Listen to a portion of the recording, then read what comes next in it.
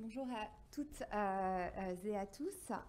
Donc la première table ronde sera sur la consommation responsable. Alors comment rendre notre consommation plus responsable, plus durable et moins carbonée, c'est un des leviers majeurs pour répondre à nos enjeux climatiques, environnementaux, mais également de santé. Pourquoi la consommation est-elle au cœur de nos préoccupations et comment est-ce que l'on peut faire bouger les comportements de nos concitoyens? C'est parce que si on regarde le dernier rapport du Haut Conseil pour le climat et qu'on regarde notre empreinte carbone, on est très fort sur l'empreinte carbone de nos émissions sur notre territoire, 6,7 tonnes de CO2 par habitant. Mais si on y rajoute l'empreinte de notre consommation, de nos émissions importées, là, on rajoute plus de 70% à notre empreinte carbone. Et ces émissions importées, bien souvent, elles sont liées à notre consommation individuelle. Et donc, parmi les outils pour faire bouger le comportement de nos concitoyens, mais de nous-mêmes, il y a celui de l'affichage environnemental. C'est un outil dont la France a été le pionnier il y a une dizaine d'années et qui, suite à ces expérimentations réussies sous l'égide de l'ADEME, s'est déployé dans beaucoup de verticales et a été repris au niveau européen. Donc, ce matin, nous avons donc décidé de donner la parole à 3 initiatives du secteur privé, du secteur associatif, mais aussi du secteur public qui visent à déployer cet affichage environnemental sur d'autres verticales et à l'approfondir en utilisant comme levier principal la donnée. Donc cette table ronde sera organisée en 2 temps. Tout d'abord, 3 présentations par nos intervenants et ensuite un moment d'échange avec vous. Donc pour la première présentation, j'appelle Alexis Normand, fondateur et CEO de Greenly, FinTech de l'année 2020, membre du Green 20, les pépites Green Tech du programme de la French Tech et du MTE, et que l'on avait déjà découvert, puisqu'on l'avait labellisé Green Tech Innovation avant qu'il reçoive tous ces labels et ces preuves de reconnaissance. Je vous laisse la parole. Merci beaucoup. Merci beaucoup. Alors évidemment, je suis très honoré d'être aujourd'hui parmi vous et merci beaucoup pour l'invitation. En quelques minutes, je vais vous présenter un peu notre activité. Et effectivement, j'ai passé beaucoup de temps dans la santé connectée où l'affichage permet de changer de comportement quand il récompense finalement un effort. Et ce qu'on faisait dans la santé digitale, on cherche aujourd'hui à le faire pour l'empreinte carbone. Et on a lancé une application mobile pour le faire, en s'appuyant sur beaucoup de données, avant de se rendre compte qu'on pouvait également le faire pour les PME. Et donc, je vais vous parler de ces 2 choses. Alors, évidemment, ce n'est pas ici que je vais passer trop de temps sur la trajectoire de décarbonation pour laquelle on encourage tout le monde, sur laquelle on encourage tout le monde à s'aligner.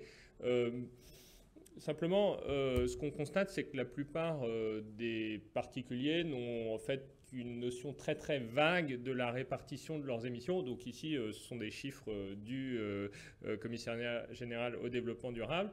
Et ce qu'on a cherché à faire, c'est recréer une application mobile qui permet à une personne de se comparer à ces chiffres en analysant sa consommation. Et on le fait avec une application mobile qui est gratuite, que vous pouvez télécharger, qui s'appelle Greenly sur iOS. Et chacun, en fait, peut rentrer dans cette démarche de mesure, de réduction, d'anticipation. Alors, pourquoi est-ce qu'on a fait ça? Simplement parce que, encore une fois, ce sont des chiffres du ministère. Aujourd'hui, les marchés des quotas de carbone, ils représentent en fait des gros sites industriels et qui ne permettent pas, en tout cas c'était notre vision initiale, à en fait la majorité des émissions d'être mesurées et pilotées. Et donc c'était le reste de ces émissions qu'on voulait aider à mesurer. Et il nous semblait que le bilan carbone, même s'il est extrêmement bien fait avec des gens extrêmement compétents, fonctionne bien pour les grands groupes, mais est compliqué en termes de collecte de données pour les particuliers et pour les PME.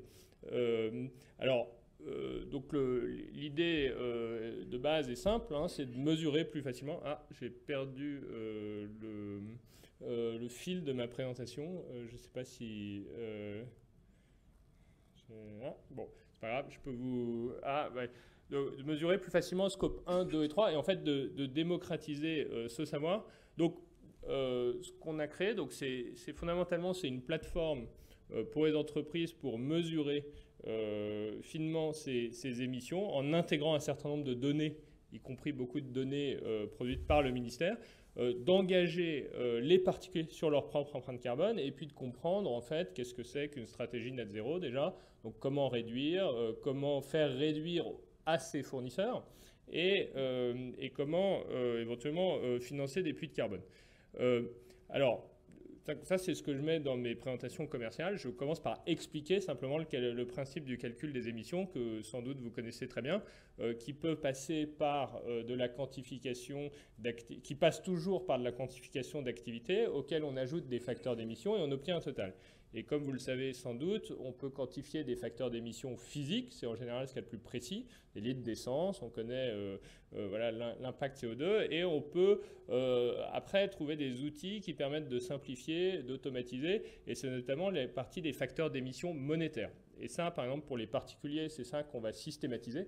On connecte une application mobile au compte bancaire pour en fait analyser chaque paiement, classifier ce paiement, appliquer le facteur d'émission monétaire et obtenir des émissions de CO2.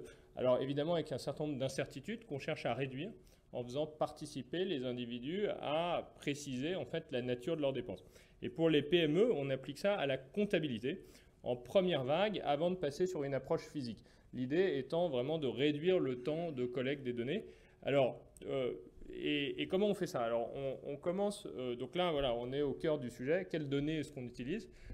En fait, que ce soit pour un particulier ou pour une entreprise, on va se connecter aux données financières. Donc aujourd'hui, on intègre des données comptables, en fait, essentiellement. Donc pour nos clients PME, on récupère les comptes de charges fournisseurs, les comptes d'immobilisation et les comptes de dépenses pro, 200, 400, 600. On ingère ça dans le système. On commence à intégrer les facteurs d'émission physiques d'électricité. Donc on intègre des données EDF, etc., Engie, donc le kilowattheure. Quand on peut, les données de déplacement professionnel.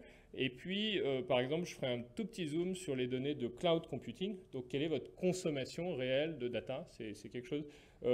Donc ça nous donne les quantités d'activité. Et en face, il faut qu'on mette les bons facteurs d'émission. Et donc, par exemple, tout ce que produit Data Agir et en fait tout un tas de bases de données nous servent, nous, à mettre en face des facteurs d'émission physiques ou des facteurs d'émission monétaires en fonction du type de données qu'on sort. Et là où j'en arrive à finalement le sujet de cette table ronde qui est comment est-ce que ça se transforme dans la consommation. La plupart des entreprises clientes qu'on a là-dessus, en fait, eux, ils le font vis-à-vis de leurs propres clients. Donc, ils veulent afficher aussi non seulement leur bilan carbone, mais ce que ça donne en termes de produits. Et donc, nous, cette capacité à moduler la donnée, on la rend disponible chez des tiers. Par exemple, on fait le bilan carbone d'une enseigne qui vend des chaussures, Courir. Donc, on va prendre en face des facteurs d'émission de la chaussure. Et puis, eux, ils vont pouvoir peut-être l'afficher sur leur site internet et dire c'est quoi le bilan carbone de Adidas, de Nike et de la différentes chaussures. Donc, nous, on a fait le calcul pour leur inventaire, mais on leur donne une techno qui permet d'afficher sur leur site internet quand vous achetez une paire de Nike tel modèle, voilà les émissions. Donc, nous, on rentre des données d'activité, on multiplie par les bons facteurs d'émission une fois que les données sont bien triées, en fait. Et on met en face des API. Pareil sur ce qu'on fait sur les paiements. Donc on scanne la comptabilité, on applique des facteurs d'émission monétaires, mais on met aussi en place une API pour que, par exemple, la BNP puisse afficher dans son application mobile un calculateur d'empreinte carbone ou utilise qui tourne chez nous pour donc si certains d'entre vous sont clients de la BNP, vous avez un petit onglet « Mesurer mon empreinte carbone ».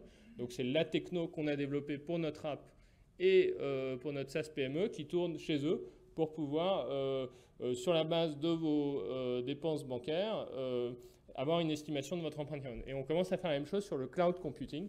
On ingère les données de facturation des API en fait, de votre consommation Azure, Google, AWS, et on mouline ça avec les bons facteurs d'émission, et en face, n'importe qui vend du cloud peut faire la même chose. Donc voilà fondamentalement ce qu'on fait.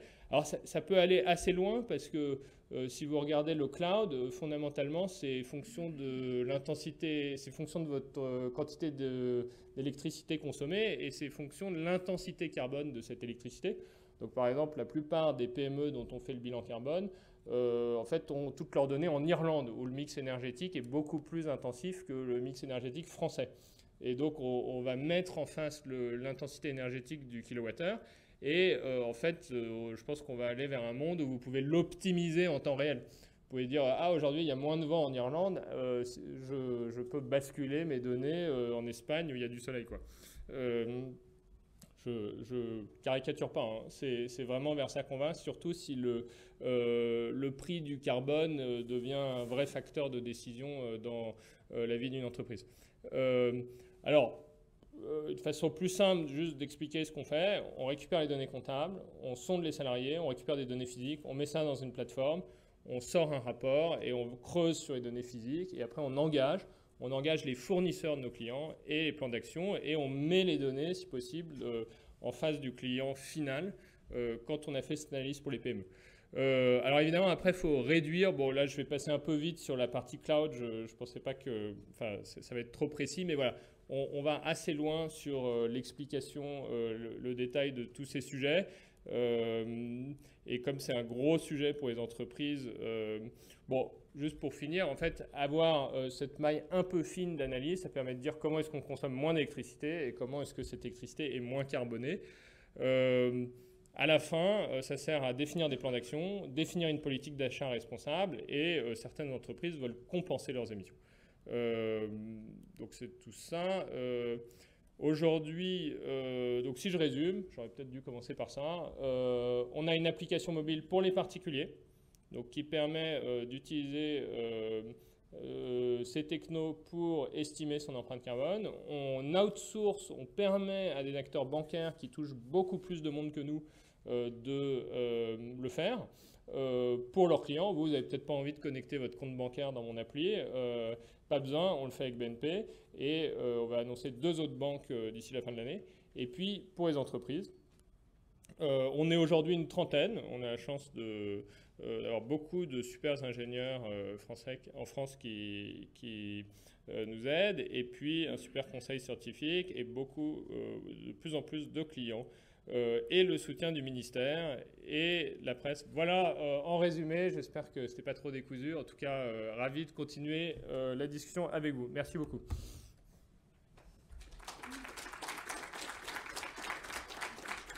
Merci beaucoup, Alexis.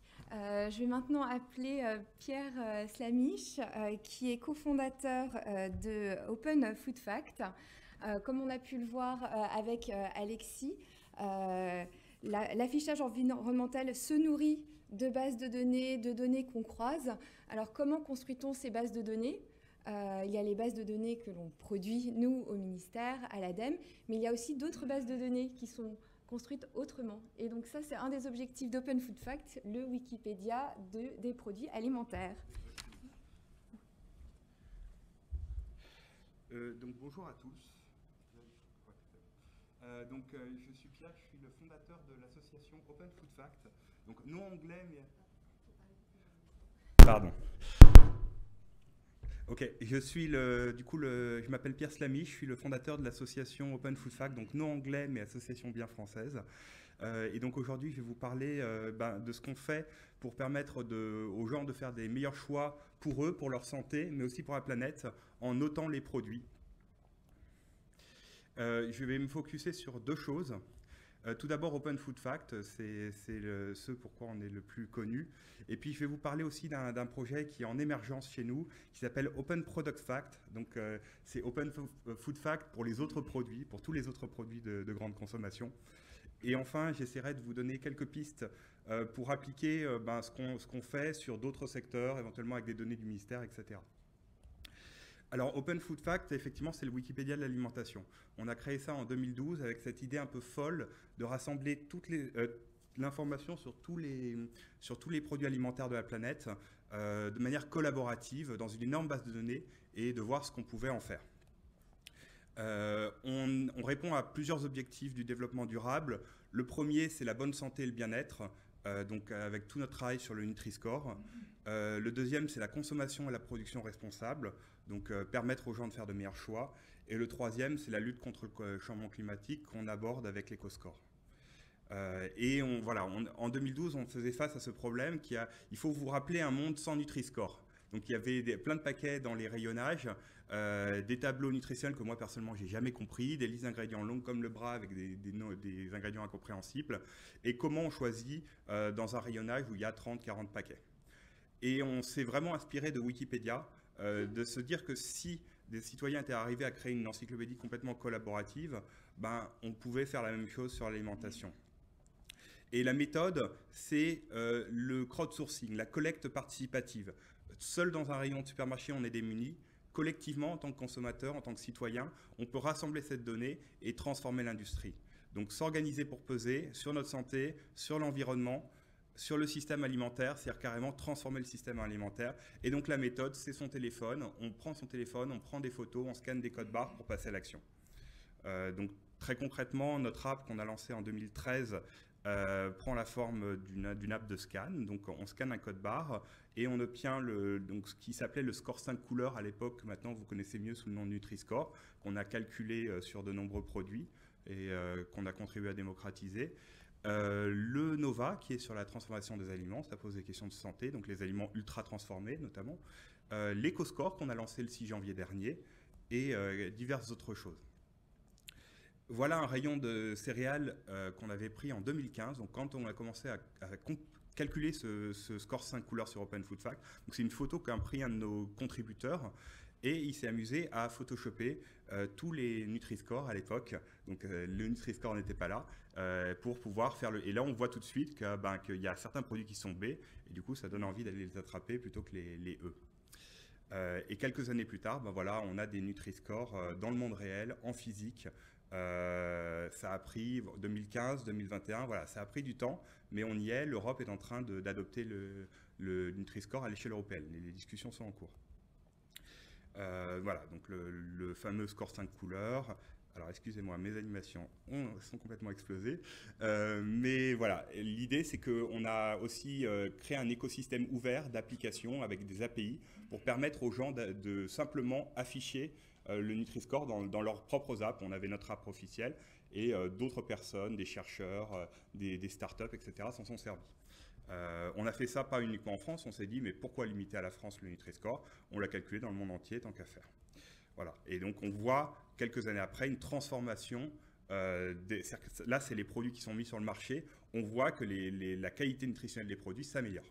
Donc le Nutri-Score a un impact sur le comportement des consommateurs, ça a été prouvé dans des études scientifiques, mais aussi sur l'offre. Donc un impact sur la demande, un impact sur l'offre. Et voire même d'une contrainte, le Nutri-Score est passé à un argument marketing. C'est-à-dire que là maintenant on a des pubs où ils se vantent d'avoir amélioré leur Nutri-Score. On a Santé publique France nous a même soutenu financièrement pour pouvoir aider même les PME, les grandes entreprises à améliorer leur Nutri-Score. C'est-à-dire que leur pointer des opportunités d'amélioration qui soient simples. C'est-à-dire que quand on est une entreprise, on n'a pas forcément le temps de tout revoir, de tout passer en revue tout le temps. Donc là, on va leur montrer les opportunités pour améliorer leur Nutri-Score. Voilà, donc en termes d'impact, ça a commencé lentement. On est à plus de 2 millions de produits, on est en exponentiel. Donc le nombre de produits double et plus toutes les... Alors je sais qu'il ne faut pas parler exponentiel en ce moment. Donc on a 182 pays, sauf la Corée du Nord où on a des produits. Et on a pas mal d'articles scientifiques, ça on en est très fiers, notamment sur le Nutri-Score, mais pas que, qui se servent d'Open Food Facts pour analyser l'offre alimentaire. Alors pourquoi je vous parle de tout ça? Parce que l'alimentation a un impact sur la santé, mais un tiers des gaz à effet de serre sont liés à ce qu'on mange. Alors pourquoi on ne ferait pas la même chose sur l'effet Nutri-Score? Pourquoi on ne le répliquerait pas à l'alimentation? Et donc c'est l'EcoScore qu'on a lancé le 6 janvier, donc pas tout seul, avec d'autres acteurs que vous reconnaîtrez, dont Eco2, Yuka et Frigo Magique. Et donc cette note de A à E qui permet d'avoir une idée très claire de l'impact environnemental d'un produit en quelques instants, comme le Nutri-Score. On se base sur les travaux de l'ADEME, donc la base Agribalis qui a déjà été citée il y a un instant, donc avec 2500 catégories que le ministère, dans sa clairvoyance, a passé en open data. Et ça, c'est très utile, pas seulement les résultats finaux, mais carrément les ACV. Et on y rajoute un certain nombre de points bonus et malus dans la perspective d'individualiser les calculs, comme le Nutri-Score, de pouvoir que toutes les lasagnes à bolognaise n'aient pas forcément la même note, mais qu'il y en ait, selon les efforts des producteurs, on puisse les valoriser. Les aspects clés, c'est que c'est ouvert.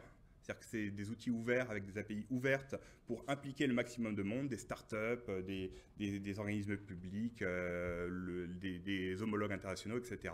Donc méthodologie et données ouvertes, ça c'est une condition clé de la transparence. On est inscrit dans l'expérimentation environnementale et on veut étendre, parce que c'est un droit fondamental, cet affichage au monde. Donc voilà, 280 000 produits. Ça prouve aussi qu'on peut calculer un affichage environnemental à très grande échelle. Donc on a prouvé que c'était possible en fait. C'est affiché sur l'application et on a déjà des producteurs qui demandent à l'afficher en vrai, donc des startups, des grands groupes. J'étais à Glasgow il y a 2 semaines et typiquement Lidl à Glasgow, à 300 mètres du centre de conférence, fait un pilote sur les éco-scores dans son rayon café. Donc moins d'1 an, quand je me souviens du temps que ça a mis pour le Nutri-Score de passer d'un truc virtuel, d'un papier de recherche, à quelque chose qu'on calculait sur Open Food Facts, à quelque chose qui est arrivé dans les rayonnages avec par exemple Fleury Michon, là en moins d'1 an, on commence déjà à avoir des producteurs qui s'en saisissent. Donc Lidl à travers l'Europe, mais Carrefour en France et Colruyt en Belgique. On est aussi, du coup, pour conclure cette partie alimentaire, on est aussi, donc on est soutenu par Santé publique France, aussi par des subventions de la Commission européenne sur l'open source. Et sur le côté environnemental, on a obtenu le soutien de Google.org pour étendre, la fondation philanthropique de Google, pour étendre l'éco-score à l'échelle européenne. Et enfin, on est une association et on essaye de faire monter, comme Wikipédia, les donations du public. Donc avoir un modèle de financement diversifié et indépendant de l'industrie alimentaire. Le deuxième point dont je voudrais vous parler, c'est essayer, l'alimentation c'est bien, pourquoi on n'étend pas ça à tous les produits en fait.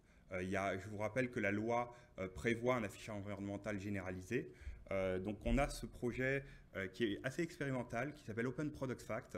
Donc en fait on a tout copié d'Open Food Fact, y compris le logo. De recenser tous les produits, donc les smartphones, les machines à laver, etc. de la planète, et voir ce qu'on peut en faire. Donc pour l'instant, on a une application expérimentale pour Android. Donc vous voyez, on peut recenser des iPhones, on peut recenser des canards gonflables à chevaucher, ou plein d'autres choses. Alors comme vous pouvez vous imaginer, ils n'ont pas le même modèle de données. Donc un enjeu, c'est la modélisation de ces produits, qui a un impact direct sur leur impact. C'est-à-dire que typiquement, un iPhone ne va pas polluer de la même manière qu'un canard gonflable. Et on a pour ambition de permettre du coup de faire d'Open Product Fact cette plateforme pour l'économie circulaire, pour fluidifier la donnée, pour permettre par exemple le réemploi, la réparation, enfin toutes ces choses qui en fait nécessitent de la donnée pour bien fonctionner. Donc en fait, pour faire face à ce problème de la modélisation des données, on a mis en place un prototype qui nous permet de modéliser à peu près n'importe quoi, donc des téléphones, des ampoules, etc.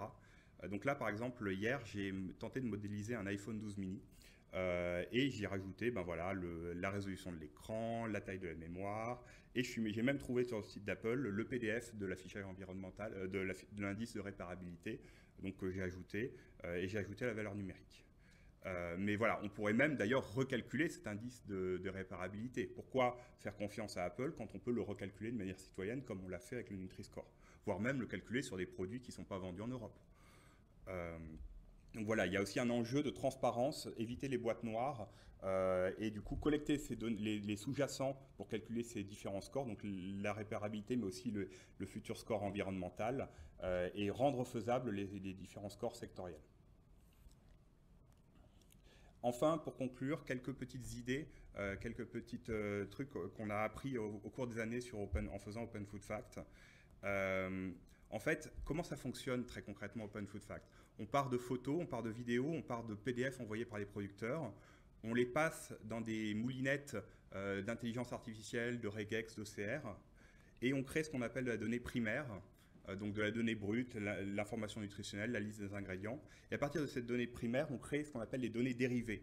La donnée dérivée, c'est typiquement des choses qui sont composées en mélangeant par exemple avec des bases de données externes, par exemple des bases de données publiques, par exemple Agribalise, mais aussi plein d'autres choses. Et on peut calculer par exemple des scores, on peut calculer aussi de la connaissance, donc par exemple sur l'huile de palme, quel impact, on peut expliquer l'impact de l'huile de palme sur la planète, voire même des connaissances personnalisées, par exemple pour les gens qui sont allergiques ou intolérants au gluten. Donc voilà, enrichir la donnée, la structurer, partir de données non structurées, aller vers de la donnée structurée et l'enrichir en la mélangeant avec des bases de données externes. Donc voilà, par exemple de la donnée brute. Et voilà ce qu'on peut faire en la structurant, en l'enrichissant. Ça, c'est une carte de toutes les usines d'Europe. Donc on est capable, à partir de données du ministère de l'Agriculture, rendues obligatoires par l'Europe, géolocaliser les usines, voir les produits qui sont faits dans les mêmes usines et carrément avoir aussi permettre d'affiner les calculs environnementaux. Sur le recyclage, par exemple, on peut prendre les formes d'emballage, les matériaux d'emballage, les consignes de tri géolocalisées qui ne sont pas en open data. S'il y a des gens qui ont le pouvoir de changer ça, ça serait cool. Et après, on peut les combiner, donc typiquement pour définir une recyclabilité d'un emballage. Donc voilà ce qu'on peut faire pour le moment. Et si par exemple on arrivait à avoir les consignes de tri commune par commune, on pourrait faire des choses encore plus impressionnantes. Voilà. En termes de données, si vous avez des jeux de données dont vous êtes propriétaire en tant qu'au sein du ministère, vous pouvez du coup créer, comme l'a fait Agribalise, créer le jeu de données ex nihilo, faire des ACV, les rendre disponibles en open data, nettoyer vos jeux de données existants, éventuellement s'ils sont non structurés, les structurer, les relier avec les jeux de données de votre collègue, voire même des jeux de données d'autres ministères, recréer les jeux de données. Si vous avez un acteur privé ou parapublic qui ne veut pas vous donner la donnée, vous avez moyen éventuellement de la recréer, tout bêtement. Vous pouvez également agréger de manière territoriale des jeux de données disparates, donc convaincre les collectivités de mutualiser leurs jeux de données pour faire un jeu de données à l'échelle nationale. Ça, c'est souvent très utile parce que les startups, les associations n'ont pas le temps de faire cette agrégation. Si vous avez des données non structurées, des photos, vous pouvez utiliser du machine learning pour créer de la donnée structurée. Vous pouvez faire des scores, typiquement ce qu'on a fait avec l'EcoScore. Vous pouvez calculer des scores dérivés avec votre expertise métier pour enrichir la valeur de la donnée, par exemple les notations sur les logements ou ce genre de choses. Et enfin, si la donnée ne veut pas sortir, je vous rappelle que tout citoyen a le droit de faire des demandes à la CADA, la Commission d'accès aux documents administratifs, et que du coup, tout document public peut être basculé en open data si pour des raisons obscures, il n'est pas publié de manière volontaire. Voilà, et vous pouvez évidemment combiner les techniques précédentes ou en ajouter d'autres. Voilà, des pistes pour ma dernière diapo, pour des pistes d'impact supplémentaires. Vous pouvez publier des jeux de données ou du code source sur Datagouv et code.gouv, mettre des clauses d'open data dans les données, sur les données produites par vos subventions ou vos appels à projets, et plus largement collaborer avec vos homologues, faire émerger un écosystème ouvert et mutualisé pour encourager la transition écologique. Voilà, et pour finir, je vous laisse mon mail et je serai heureux de répondre aux questions.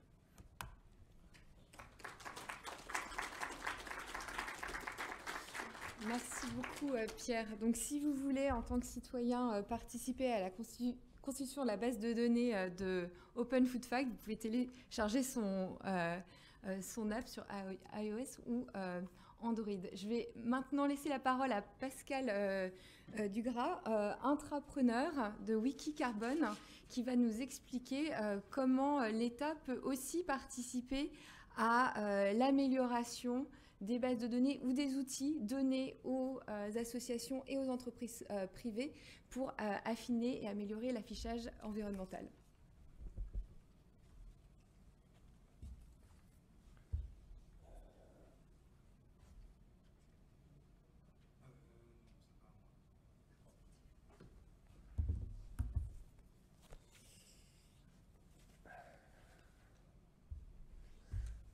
Bonjour à tous.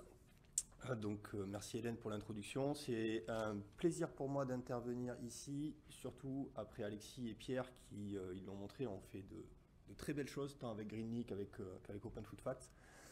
Moi, j'arrive pour terminer ce panel avec la posture de l'agent du ministère de la Transition écologique. Je suis au CGDD depuis le 1er juillet, qui se demande finalement, pour revenir sur la conclusion de Pierre, comment moi, en tant qu'agent du ministère, je peux aider, mettre en capacité des acteurs innovants comme Greenly ou Open Food Facts de faire plus. Parce que c'est eux qui ont très largement un très fort impact, tant sur les consommateurs que sur les entreprises, ça a été bien démontré.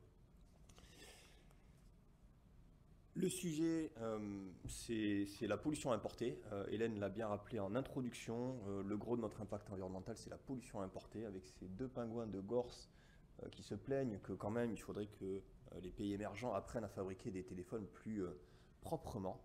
Mais qui est responsable de cette pollution? Est-ce que c'est ceux qui ont acheté le téléphone ou est-ce que c'est ceux qui l'ont fabriqué? C'est un vaste débat. Et sur cette question, cette promesse de l'affichage environnemental, je veux savoir sur tous les produits que j'achète, quel est l'impact sur l'environnement, comment ça se passe, ou plutôt comment ça se passait avant que Open Food Facts ne vienne dégommer le système sur l'alimentation, avant que Greenly n'intervienne aussi, comment ça se passait et comment ça se passe très largement. C'est quelque chose qui est pas du tout nouveau, ça s'appelle l'éco-conception, ça existe depuis une vingtaine d'années, et schématiquement, pour faire le calcul d'impact environnemental d'un t-shirt, de cette chemise, il faut aller voir un bureau d'études qui a ses propres facteurs d'émission, qui sont souvent une base de données privée, qui va utiliser des données d'activité, pour reprendre la terminologie d'Alexis, qui viennent du fabricant de chemise, qui va passer ça dans un logiciel privé à nouveau, et qui va sortir un score environnemental. Alors ça va être un rapport de 200 pages en PDF, ça va coûter 20 000 €, il va falloir refaire le rapport tous les 6 mois quand on va vouloir refaire l'exercice. Mais c'est extrêmement précis, c'est très rigoureux, ça s'appelle l'analyse de cycle de vie. Et donc c'est quelque chose qui est très puissant, qui fait l'objet de nombreux travaux scientifiques, mais qui n'est pas du tout conçu, pensé pour passer à l'échelle, pour vous afficher les impacts environnementaux de tous les produits alimentaires que vous consommez, de tous les t-shirts que vous pouvez acheter, etc. etc. Et donc ce monde de l'analyse de cycle de vie, qui est un monde qui s'est construit sur de la donnée privée, avec des outils privés, avec des bureaux d'études privés, tous aussi compétents, rigoureux, bien intentionnés les uns que les autres, comment il doit évoluer pour aller vers quelque chose de massifié si on veut connaître les impacts environnementaux de tout ce qu'on achète.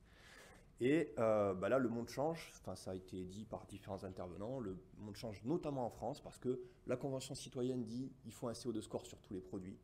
La loi climat vient quelque part acter cela. Nous sommes le premier pays au monde qui rend obligatoire un affichage environnemental sur tous les produits et services.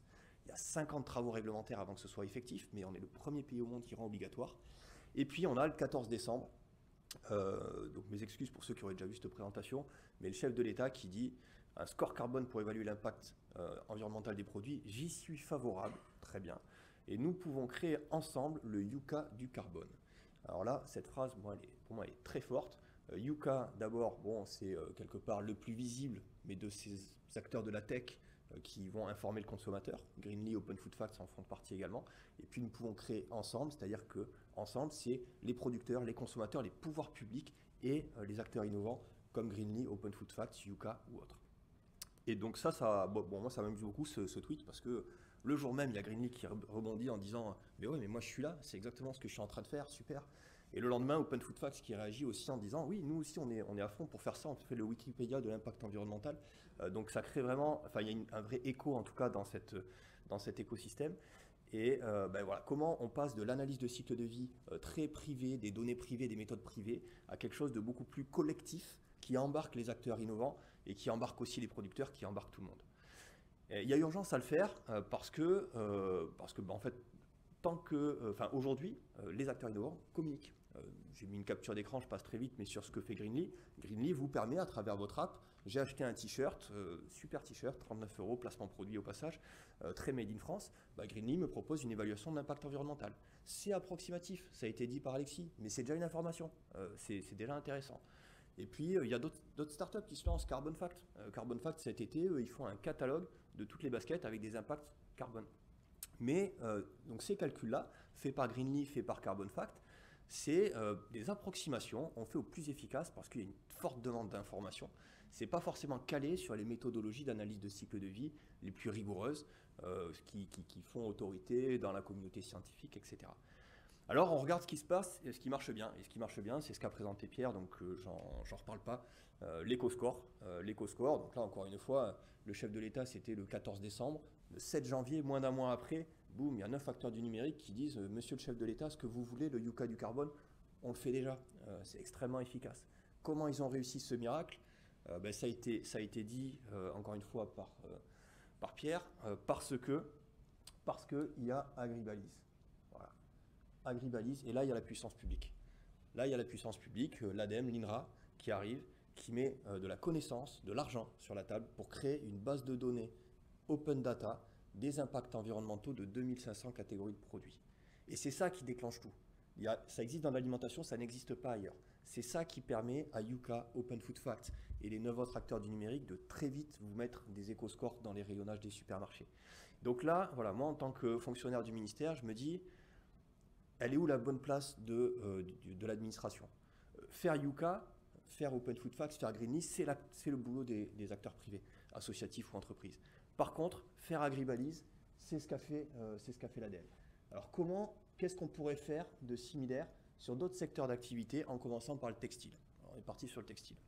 Et donc moi, c'est mon job, j'en ai pas encore parlé, pardon, mais au sein du CGDD, de porter une start-up d'État, un projet. On n'a rien démontré, c'est purement prospectif, qui s'appelle Wikicarbone et qui vise schématiquement à dire voilà, comment on pourrait créer quelque chose qui ressemble à Agribalise et qui permettrait aux acteurs innovants d'aller très vite sortir un Open Product Facts, à Greenly de faire des évaluations plus précises, etc.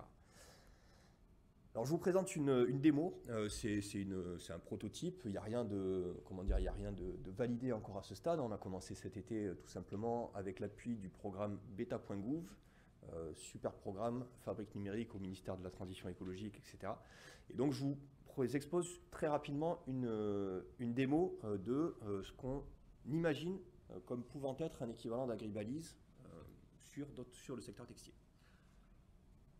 Alors, le principe, c'est que vous avez un calculateur où on peut calculer l'impact d'un pull en laine de mouton, par exemple ici. Et ça vous donne tout de suite un calcul d'impact qui est adossé sur les méthodes de référence, base impact de l'ADEME, méthode de l'ADEME. On peut choisir de modifier. Je prends un t-shirt en coton, ça modifie l'impact environnemental. Donc je fais un calcul très rapide. Pardon. Et ensuite, surtout, on développe ce calcul d'impact pour mieux comprendre. C'est quoi l'impact des matières premières? C'est quoi l'impact de la teinture? C'est quoi l'impact du transport? On regarde et on compare avec d'autres manières de produire ce même t-shirt en coton qui sont plus impactantes ou moins impactantes. Et ensuite, on met surtout ce bloc-là, on ouvre un petit peu le capot, le moteur, pour expliquer comment sont construites ces méthodes d'analyse de cycle de vie. Ben, par exemple, sur le transport, si je modifie la part de transport aérien, je vois que l'impact il bouge, il monte ou il diminue. Voilà, j'imagine que mes vêtements ne sont pas transportés par avion. Sur la matière, ben, je peux regarder, tiens, si je mets de la matière recyclée, comment ça bouge? Donc là, je donne à voir l'analyse de cycle de vie, ces méthodes un peu obscures, comment elles fonctionnent. Et là, je vois que la teinture, tiens, c'est monstrueux la teinture. Dans cette configuration, c'est la teinture qui fait le gros de l'impact. Si je change de technologie de teinture, dans les méthodes de référence, il y a 2 technologies de teinture. Eh ben, ça change monstrueusement. Bon, voilà, donc il y a des gros efforts à faire. Et puis enfin, pour aller jusqu'au résultat le moins impactant, ben, je peux changer les pays dans lesquels ça se passe, parce que derrière les pays, il y a les mix électriques. Donc si j'imagine que c'est plus fabriqué en Inde, mais que c'est fabriqué en France, comment ça évolue? Donc voilà, je clique, et puis j'arrive à un impact qui au final était de près de 11 kg CO2 pour un t-shirt en coton, et qui finit par être de 1,39 kg CO2 au final. Voilà, et je m'en tiens là. Alors à quoi ça sert de faire ça? Ça sert, petit 1, à surtout rendre accessibles les méthodologies d'analyse de cycle de vie. Tout ça, on n'a rien inventé du tout, on a juste fait une enveloppe à ce stade, et on a pris des bases de données de l'ADEME, la base Impact, qui est pas forcément très connue, mais qui est extrêmement précieuse, extrêmement riche. On a essayé d'appliquer la méthodologie d'analyse de cycle de vie de référence de l'ADEME, encore une fois, et on la sert là-dedans en se disant, vous êtes Open Food Facts, vous êtes Carbon Fact, venez vous brancher en API là-dessus pour pouvoir derrière appliquer ce type de calcul à tous les catalogues de produits que vous allez derrière renseigner de manière collaborative ou enfin comme vous voulez, quoi. Donc vous aidez, vous proposez un appui méthodologique pour vous rendre plus facilement accessibles les méthodes. Et puis l'autre paramètre qui est très important pour moi, c'est surtout que ça devienne compréhensible pour les acteurs du textile, qui aujourd'hui souvent ne comprennent pas bien comment sont faits ces calculs d'impact environnementaux et qui ont très peur de se faire noter mal par des méthodes qu'ils maîtrisent mal. Donc là, on leur donne un outil qui leur permet de comprendre, de jouer un peu avec les curseurs. Et le pari, c'est que plus il y aura des gens, en particulier des industriels, qui comprendront les méthodes de référence, qui comprendront les données d'analyse de cycle de vie, ben plus on peut espérer qu'ils rentrent dans une logique de collaboration. Aujourd'hui, il manque des chiffres. Typiquement, sur mon t-shirt Made in France, où est-ce que je suis? Mon t-shirt Made in France, il est obligatoirement filature en Asie. Si je veux proposer une filature ailleurs qu'en Asie, je peux faire une analyse de cycle de vie de cette filature au Portugal par exemple et la déclarer dans la base. Mais pour que les industriels rentrent dans cette logique de je construis en commun un outil, encore faut-il qu'ils comprennent la méthode. Donc on fait vraiment cet effort-là. Et donc pour moi, c'est vraiment la voie qu'on a envie d'explorer. On va explorer au premier semestre 2022 avec la filière textile. C'est quelle valeur ça a si l'État, quelque part, s'attache à rendre plus compréhensible l'analyse de cycle de vie, à mieux la démocratiser. Et donc est-ce que ça peut permettre de déclencher des petits miracles, comme ce que Agribalis a pu permettre sur l'alimentation avec Yuka, avec Open Food Facts, etc. J'ai une slide qui, je pense, est trop longue pour que je la développe, mais pour rentrer plus dans le détail de où est-ce qu'on est, où est le privé, où est le public. Mais vraiment, le cœur du positionnement, c'est la donnée est clé. La donnée, alors il y a un vrai sujet sur comment on rend la donnée open data. Est-ce que la base impact, c'est de l'open data? Pas vraiment, c'est pas évident. Donc il y a un vrai travail juridique à conduire au niveau du ministère et de l'ADEME sur comment on peut ouvrir au maximum les données, mais c'est pas évident. Mais par contre, est-ce qu'on fait bien un travail de pédagogie sur le calculateur? Parce que on veut faire le pont entre les industriels, les applications et les méthodes de référence d'analyse de cycle de vie. C'est comme ça qu'on va créer de la collaboration. Donc moi, c'est vraiment ce que j'ai envie d'explorer en tant qu'agent du ministère. Comment rendre accessibles les méthodologies complexes d'analyse de cycle de vie pour déclencher de la collaboration et déclencher de l'enrichissement et du commun. Et donc je termine sur cet extrait du dernier album d'Orelsan. Donc c'est tout nouveau, mais je vous invite à le regarder. C'est une analyse de cycle de vie dans un morceau de rap, à proprement parler.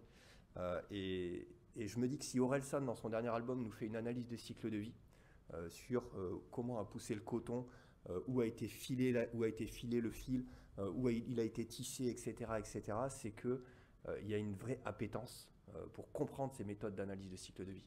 Donc je pense que ce travail de démocratisation qu'on essaie de faire avec Wikicarbone, j'y crois sincèrement et j'espère qu'il va permettre de déclencher des collaborations.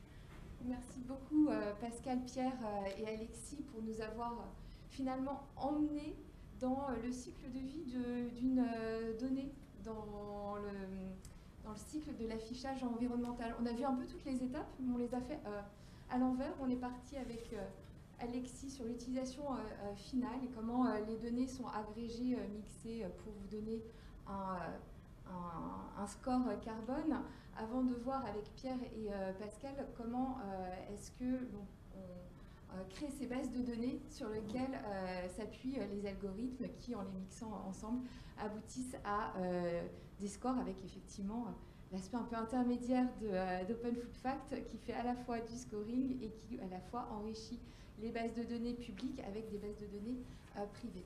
Donc on a un petit quart d'heure pour continuer le débat. Donc moi je vais juste peut-être vous poser une question complémentaire avant d'ouvrir les questions à la salle.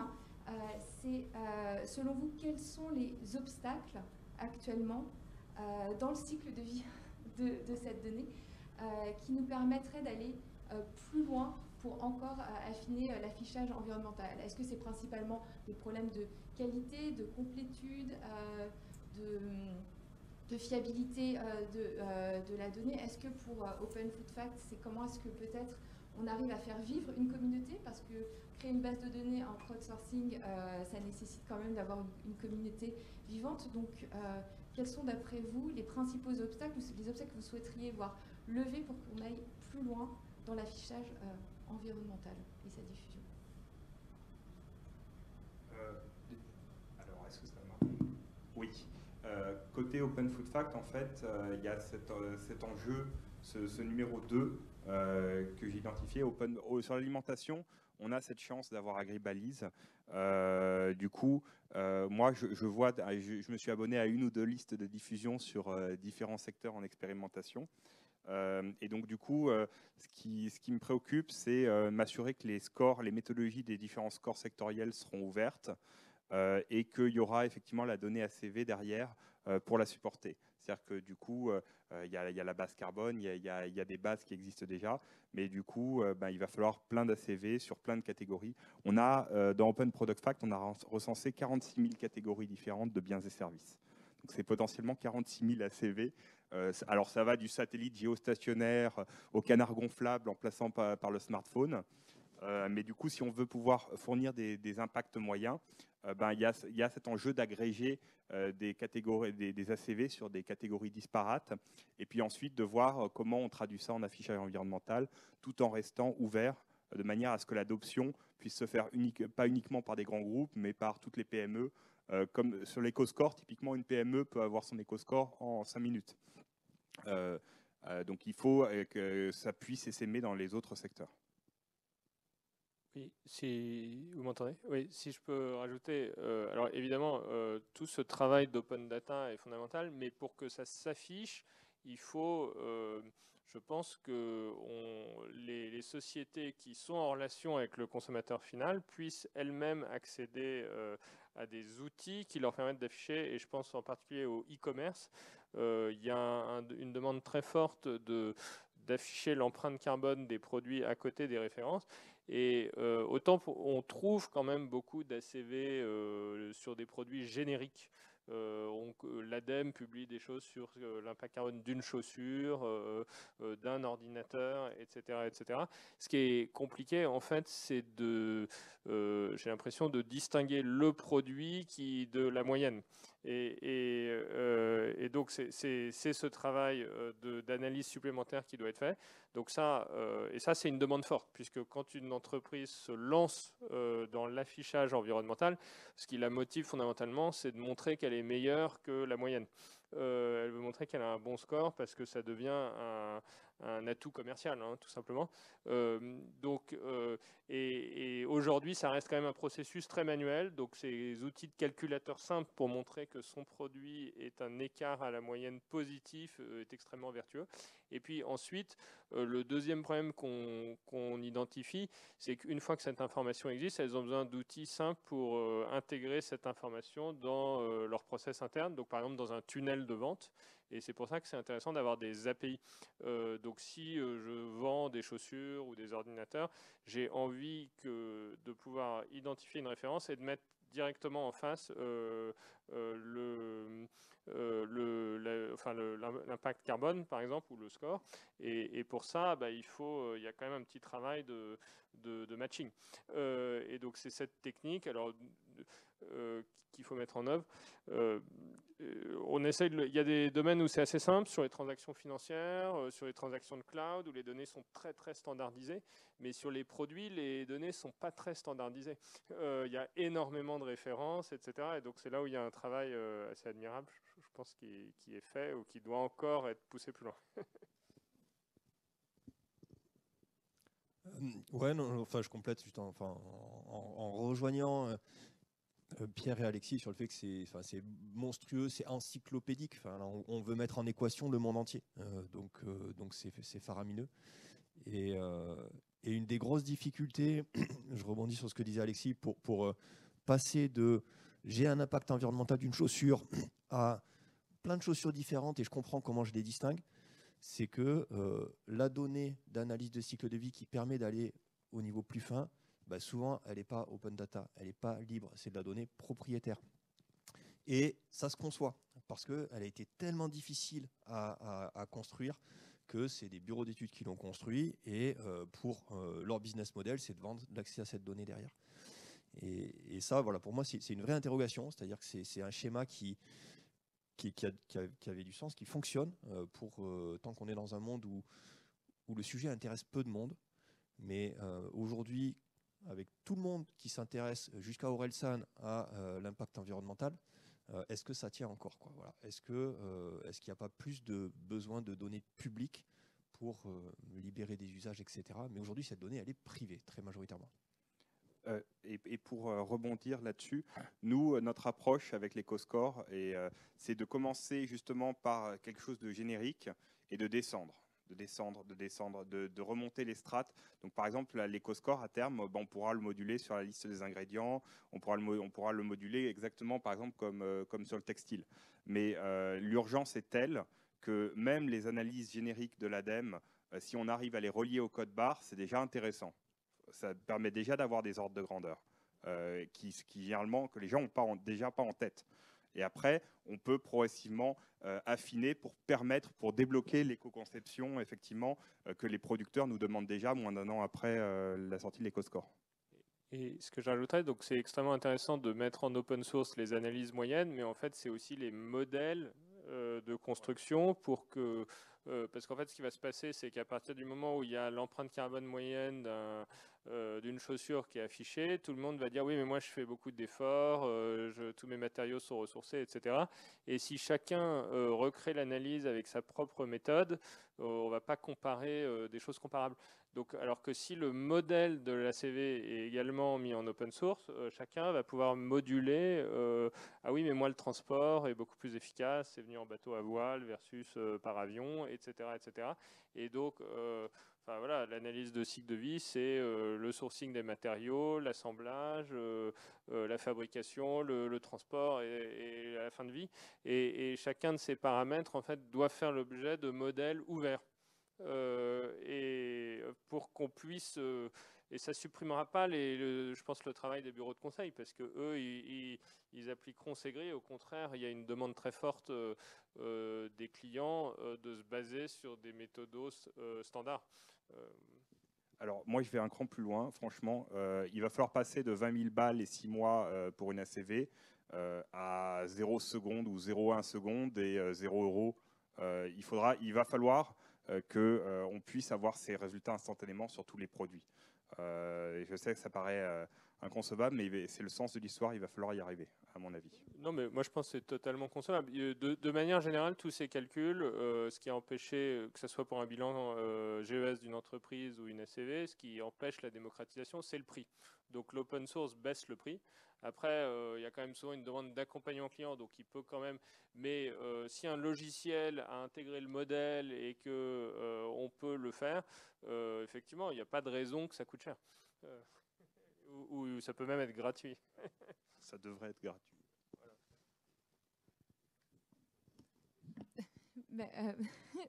Merci beaucoup.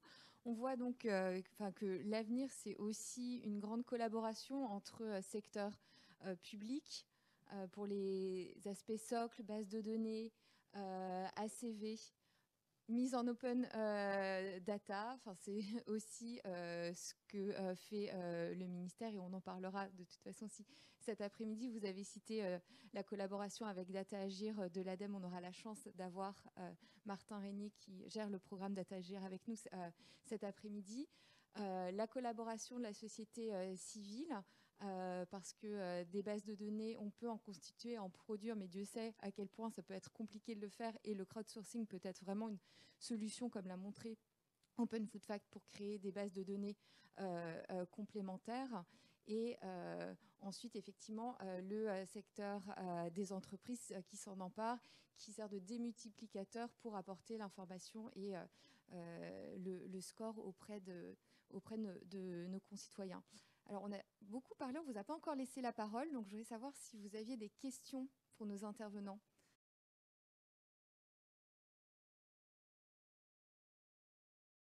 Alors, du coup, je vais répondre à la première question sur la note globale. Nous, il y a un point, sur les scores, il faut vraiment que ces scores aient les mêmes propriétés intéressantes que le Nutri-Score. C'est-à-dire pas trop compliqué à calculer. Il faut que, typiquement, la note globale, il y a beaucoup de variables. Et beaucoup de ces variables sont dans les mains des producteurs. Donc, il y a un enjeu de transparence des producteurs. C'est-à-dire que si on n'a pas les variables en entrée, il est impossible de calculer le score. Donc il faut arriver à trouver un équilibre de praticité pour pouvoir calculer les scores. L'industrie va clairement devoir faire plus de transparence sur plus de variables, notamment dans le hors alimentaire, mais pas que. Et du coup, il faut aussi que le score soit pratique, soit calculable par une PME sans embaucher une armée de personnes expertes en la matière.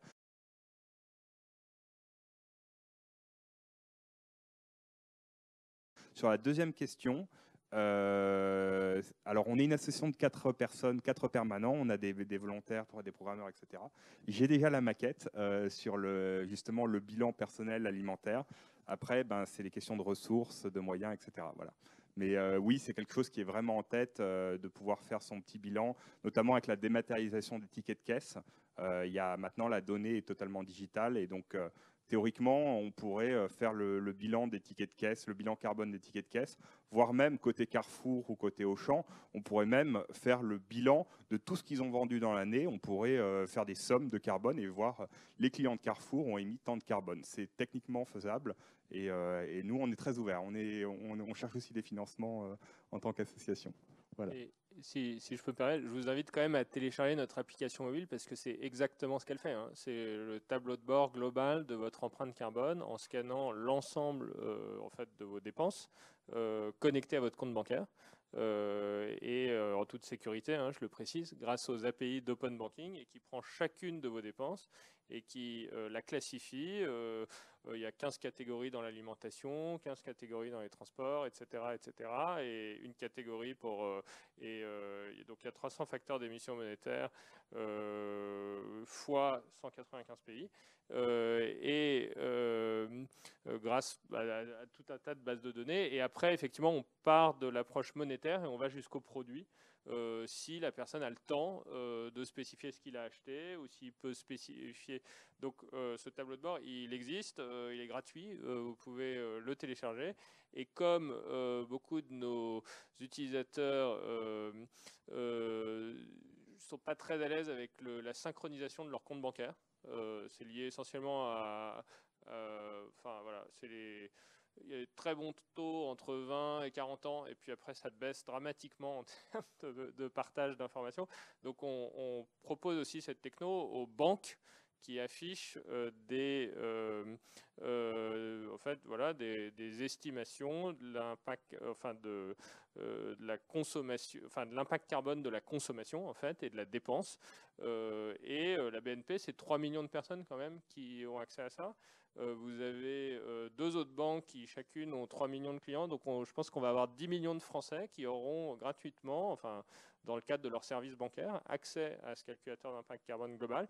Le modèle peut être affiné, on peut aller jusqu'au produit, il y a des technos à intégrer supplémentaires pour être toujours plus fin, mais l'intérêt, le défaut de passer par le système financier, c'est qu'il y a des moyennisations par catégorie, mais qui peuvent être affinées en ayant toujours une vue plus fine du producteur, enfin du marchand ou du produit. L'avantage, c'est que tout le monde a un compte bancaire. Les flux financiers sont partout et donc c'est un levier d'accélération et de généralisation extraordinaire. Et si un jour vous voulez aboutir à un quota carbone ou à un marché du quota carbone individuel, il n'y a pas de meilleur outil que ça à mon avis. Si on fait ces petits bilans personnels dans les applis, dans OpenFact par exemple, il faut absolument qu'il y ait des voies de sortie mentales pour l'utilisateur. Dire tu as dépassé tes 2 tonnes, tu es méchant, etc. Ok, mais tu peux remplacer le bœuf par du poulet et déjà ça va avoir un impact, etc. Il faut aider le consommateur à trouver des voies de sortie pour améliorer sa consommation. Voilà, il faut l'accompagner, il y a de la pédagogie dans les applis, dans ces calculateurs, dans les applis, etc.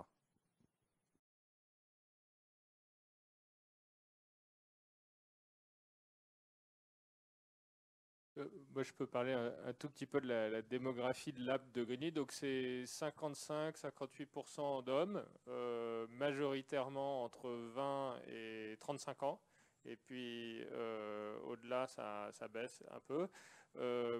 Effectivement, le fait de réduire son empreinte carbone en ajoutant sur la consommation, là où ça a le plus d'impact, c'est sur les gens les plus riches, c'est clair, puisque c'est eux qui prennent le plus l'avion, qui achètent le plus d'électronique, etc. Donc là, je ne suis pas du tout un discours décroissant ou quoi, mais il y a l'impact le plus fort et sur ceux qui consomment le plus, forcément, comme l'impact le plus fort de la décarbonation est chez Total s'ils changent de business.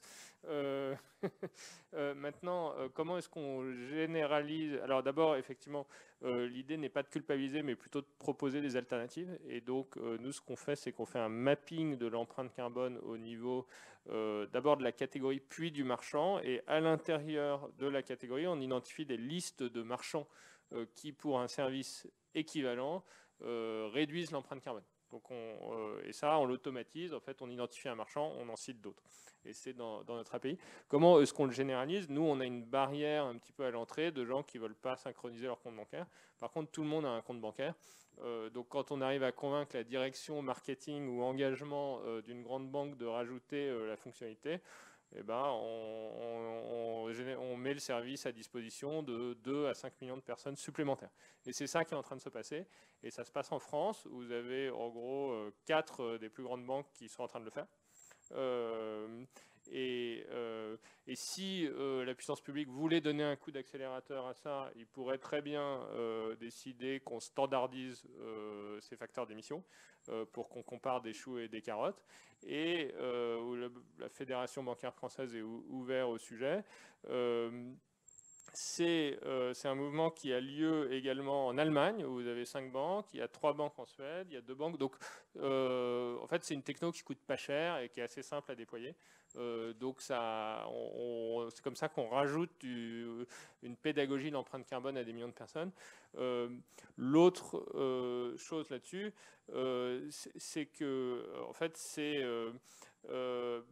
lié quand même derrière à des actions du service financier, c'est-à-dire qu'à partir du moment où vous avez un impact carbone fort, les banques, elles voient ça aussi comme un moyen de financer la transition énergétique. Si on vous dit vous avez une facture de chauffage énorme, beaucoup plus grosse que tout le monde, bah, en fait, ils vont vous pousser un prêt pour rénover votre maison. Si vous avez une facture d'essence très importante, c'est quelque chose qui contribue beaucoup à votre empreinte carbone. On va vous pousser un prêt bonifié pour vous acheter une voiture électrique, etc., etc. Donc le système financier voit la transition énergétique comme une opportunité de financement, en fait, par prêt bancaire. Et puis, et donc, c'est pas si compliqué que ça de les convaincre de pousser cette mesure, en fait. Ils sont quand même un peu obligés eux-mêmes de suivre leur empreinte carbone et par extension l'empreinte carbone de leurs prêts. Donc ils cherchent eux-mêmes des mécanismes pour verdir leurs prêts. Si je vous prête de l'argent pour acheter un 4x4, c'est pas pareil que pour acheter une voiture électrique, etc., etc. Mais donc voilà, moi je pense qu'il faut passer par le système financier. En 10 secondes, nous, dans un monde parfait, OpenFoodFact n'existerait pas. Et c'est sur le début de ma présentation, je mentionnais le cas du Nutri-Score parce qu'il est révélateur à ce sujet-là. La vocation de l'éco-score ou d'un score environnemental, c'est d'être sur la face avant des emballages et pas que, effectivement, on nous reproche les gens qui scannent sont déjà des gens informés, etc. Mais c'est justement pour ça qu'on milite pour que l'affichage environnemental soit sur le pack avant. Sur le Nutri-Score, on a vu des effets positifs à travers toutes les catégories socio-professionnelles. Donc voilà, on espère que... Alors évidemment, ça ne va pas régler la question des voyages en avion et du 1%, etc. Mais en tout cas, sur l'alimentation, on espère que ça sera obligatoire sur tous les produits et que ça aura un impact sur toute la population.